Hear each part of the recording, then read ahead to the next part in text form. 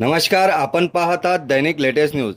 भुसावळमधील रज्जा हुसेन प्राथमिक शाळेतील प्रधानमंत्री पोषण शक्ती निर्माण योजनेच्या प्रकरणात आता मोठी आणि धक्कादायक घडामोड समोर आली आहे। पत्रकार हबीब चव्हाण यांनी प्रसिद्ध केलेल्या उक्तानंतर सुरू झालेल्या चौकशीत आता एकामागून एक अधिकृत अहवाल समोर आले असून संबंधित मुख्याध्यापिकावर प्रशासकीय कारवाईचे आदेश देण्यात आले आहेत। 29 जून रोजी चौकशी समितीने शाळेला भेट दिल्यानंतर शालेय पोषण आहाराशी संबंधित अनेक महत्त्वाची कागदपत्रे अपूर्ण असल्याचे निदर्शनात आले। चव रजिस्टर, स्टॉक रजिस्टर, बचत गटाचा करारनामा आणि इतर नोंदी उपलब्ध न होत्या। त्यामुळे शैक्षणिक कामकाजात हलगर्जीपणा आणि अनियमितता झाल्याचे समितीने नमूद केले। यानंतर 21 जुलै रोजी पंचायत समिती भुसावळ संबंधित संस्थेला पत्र देत मुख्याध्यापिका रईसा बानो मिया खान यांच्या चौकशीत दोषी आढळल्याचे नमूद केले आणि महाराष्ट्र खाजगी शाळांतील कर्मचारी नियमावली 1981 नुसार चौकशी करून योग्य ती प्रशासकीय कारवाई करण्याचे आदेश दिले। याच दरम्यान 27 जुलै रोजी पुन्हा अचानक पाहणी करण्यात आली। या पाहणी चौकशीत पथकाने प्रत्यक्ष शिजवलेला पोषण आहार आढळला नसल्याचे, नमुना उपलब्ध नसल्याचे, शिक्षक, मुख्याध्यापक आणि स्वयंपाकी यांच्या जबाबात विसंगती असल्याचे, तसेच शाळेतील स्वच्छता, पिण्याचे पाणी आणि इतर मूलभूत सुविधांमध्ये गंभीर त्रुटी असल्याचे आपल्या अहवालात नमूद केले आहे। या संपूर्ण प्रकरणावर जिल्हा परिषद जळगावचे प्राथमिक शिक्षण अधिकारी निलेश रत्न देविदास पाटील यांनी आपली अधिकृत प्रतिक्रिया दिली आहे। या संदर्भात मला तालुका गट शिक्षणाधिकारी यांच्याकडून माहिती मिळालेली आहे आणि माझ्याकडे रिपोर्ट आता सध्या स्थितीतला जो नवीन रिपोर्ट आहे तो आलेला आहे आणि या रिपोर्टनुसार जी नियमानुसार कारवाई आहे ती आम्ही प्रस्तावित करतोय।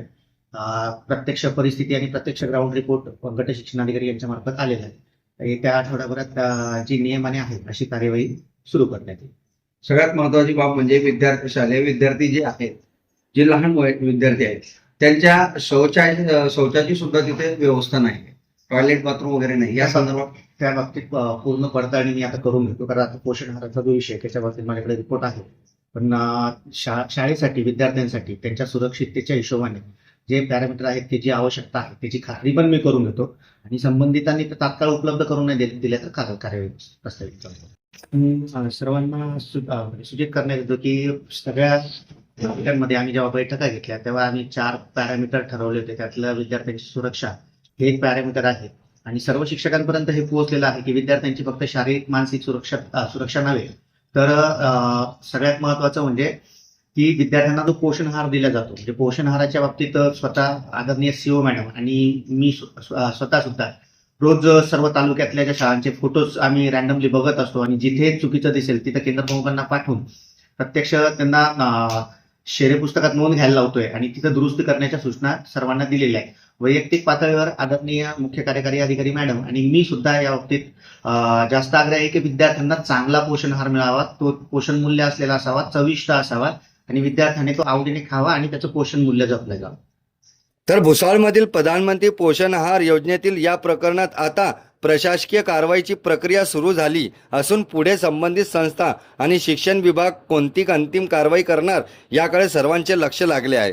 अशाच सत्य आणि अधिकृत बातम्यांसाठी दैनिक लेटेस्ट न्यूजला सबस्क्राईब करा, व्हिडिओला लाईक करा आणि जास्तीत जास्त शेअर करा। कॅमेरामॅन हरीश खरारे सोबत मी मुख्य संपादक हबीब चव्हाण, दैनिक लेटेस्ट न्यूज भुसावळ। धन्यवाद।